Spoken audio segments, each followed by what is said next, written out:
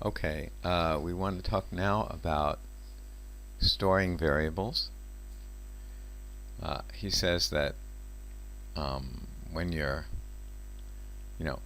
computer, the memory is sort of the most limited resource, he says.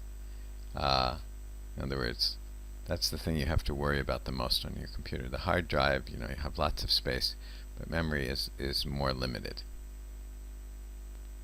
And these days not so much true, but still it's true. In the past it was more true. Okay, so we want to talk about the way that computers store things. And I talked about this a bit before, but this is a slightly different description of it. So we want to talk about what's called the binary number system. And what it means is that everything is basically just a pattern of zeros and ones. And I mentioned this in class before. I mentioned it, I said that if you have one digit and you can only display a 0 or a 1, then you have two possibilities, 0 and 1. If you have two digits and each of those can only display a 0 or a 1, then you have four different possible sequences that you can construct. You could have 0, 0, you could have 0, 1. So if you have just two slots or two digits, you can have 0, 0, 0, 1, 1, 0, and 1, 1. So that's four possibilities. If you have three, I should have put this over here, oh well. If you have three, the third slot there, then with all four of these, you could have zeros here, or you could have ones here. So in other words, you have two sets of these four here. So you have 8 possibilities. In other words, you could have 0 here. I can't do this. 0, 0, 0. And then you could have 1 with 0, 0, 1 with 0, 1, 1 with 1, 0, and so on. So you could have 8. So it's, if you just have one slot, you have two possibilities. You have two slots, you have 4 possibilities. 3 slots, you have 8 possibilities. 4 slots, you have 2 times 8, or 16 possibilities, and so on. So he says computers use binary. That's what I was just using. That's called binary. That means that whatever you store in a computer must be expressed as a binary pattern of ones and zeros. So suppose you want to, so now they say, how do you write 27 in binary? In binary code, this number is actually like this. Now we'll see that in a minute. Each digit referring to a power of 2. The diagram in figure 314 shows you how to represent 27 in the more familiar base 10 format. And then in binary binary is also called base 2, and we use what we call normally we call that base 10. So this is base 10. So in other words, when I write 2, 7 to mean 27, what do I mean? I mean we have 7 ones and 2 tens, right? That's what 27 means. 2 tens and 7 ones.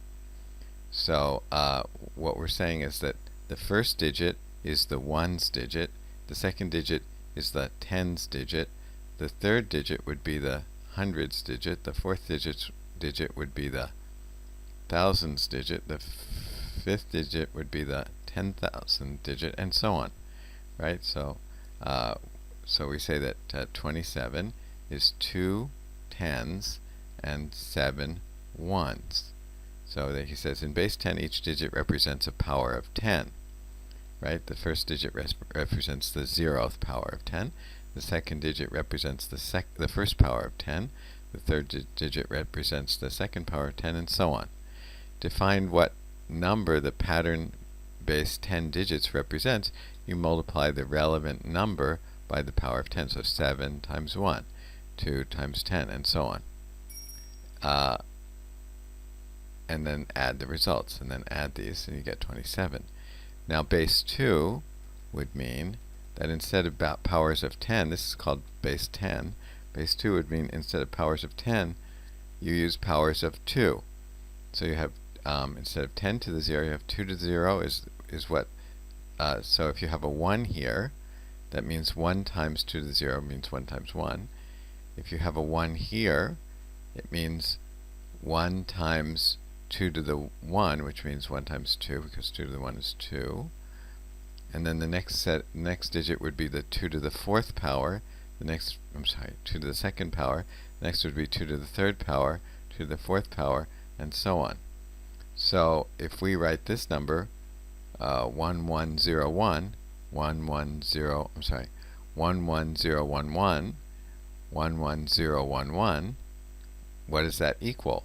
It means 1 times 2 to the 0, which is 1, and then 1 times 2 to the 2, 1 times 2 to the 1, which is 2, and 0 times 2 to the 2nd, which is 0 times 4, which is 0, and 1 times 2 to the 3rd, which is 8, and then 1 times 2 to the 4th, which is 16. So what do we get? 1 times 16, 1 times 8, 1 times 2, 1 times 1, we add them up, and it gives us 27. So that means that the way that we would write 27 in base 2 would be 11011. In other words, this in base 2 is equal to 27 in base 10, we say. Now, the sort of important thing about base 2 is that we only use 1s and 0s in here. Whereas in base 10 we have to use, we can have 0s, we can have 1s, we can have 2s, we have 3, 4, 5, 6, 7, 8, 9. 10 different digits actually. 0 plus 1 through 9 is 10 different digits we use. But when we're talking about base 2, we only need the digits 0 and 1. And so that corresponds to basically whether electricity is flowing through a circuit or not. So it's just yes or no, 0 or 1. So that's why we use base 2.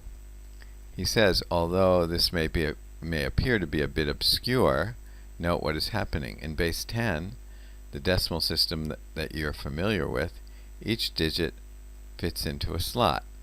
This slot represents a power of 10. The first representing 10 to the power 0, the second 10 to the power 1, and so on. If you want to know what number the pattern represents, you take each slot in turn, multiply it by its value, the value it represents, and add. Okay, we said that already. The same applies to binary. It's just that you're not familiar with dealing with base 2. To convert the number back to base 10, you take the digit. We did this already. Okay. Now I also talked about bits and bytes in class. In computer terms, a binary slot is called a bit. So a slot that can be either a 0 or a 1 is called a bit, a binary slot. It is the smallest possible unit of information. So a single slot is the smallest possible unit of information. In other words, a bit is the smallest possible unit of information. The answer to a single yes/no question, represented by a part of the computer's circuitry that either has electricity flowing in it or not. So if electricity is flowing in it, it might be yes, and otherwise no. So that's the way the electrical pattern in the computer gets translated into a binary system, or a binary representation. So we can create these numbers based on whether electricity is flowing through billions and billions of little circuits.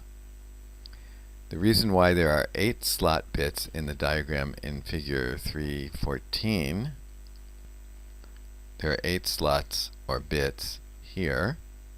Why is that? Is that there are 8 bits in a byte. So remember, we talked about this before. We said that a byte consists of 8 bits. So why should we define it that way? It's just a convenient way to, I guess it's just historical reason, or it's just convenient. So we talk about 8 bits. We want to use units of 8 bits, so we call 8 bits 1 byte. A byte is the unit of measurement that you use when talking about your computer memory.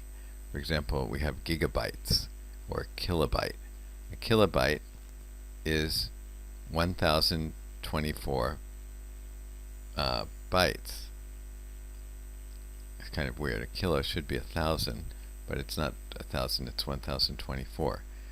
Use 1024 rather than 1000 because 1024 is the 10th power of 2. Okay, the 10th power of 2. If you go back up here, this is the 7th power of 2, but if you went to the 10th power of 2, it would be equal to 1024. The 7th power is 1028. So far as the computer is concerned, it's a round number. So, you know, we usually want to talk about round numbers like 1000, but for a computer, really 10,024 is more of a round number than 1000 because 10,024 is a power of 2. Computers don't think of things in terms of tens like you do, so 1024 is more natural to a computer than 1000 is. Likewise, a megabyte is 1024 kilobytes, or this many bytes. So a megabyte is not 1000 kilobytes, but actually 1024 kilobytes. So we have 1024 bytes is a kilobyte, and then if we take 1024 of those, we get a megabyte. And that's actually this many bytes, because it's 1024 times 1024 gives you this. Again, that is another round number. It doesn't look like a round number because this is the 20th power of 2. A gigabyte is 1024 of megabytes. Again, think 2 to the power of 30 and you're on the right track. Finally, a terabyte. Okay. And a petabyte. He says, so what's the point of all this? Well, having an understanding of how computers store variables helps you design your programs better.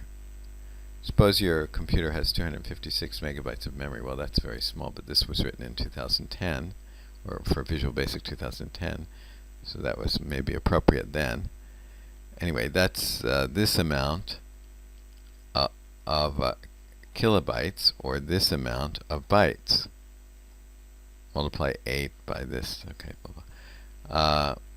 Multiply by 8, and it's that many bits. So multiply this bytes, multiply that by 8, because there are 8 bits in every byte, and it's this many bits. So it's this many zeros and ones. This many zeros and ones. What is this? 2 billion something. As you write your software, you have to make the best possible use of this available memory.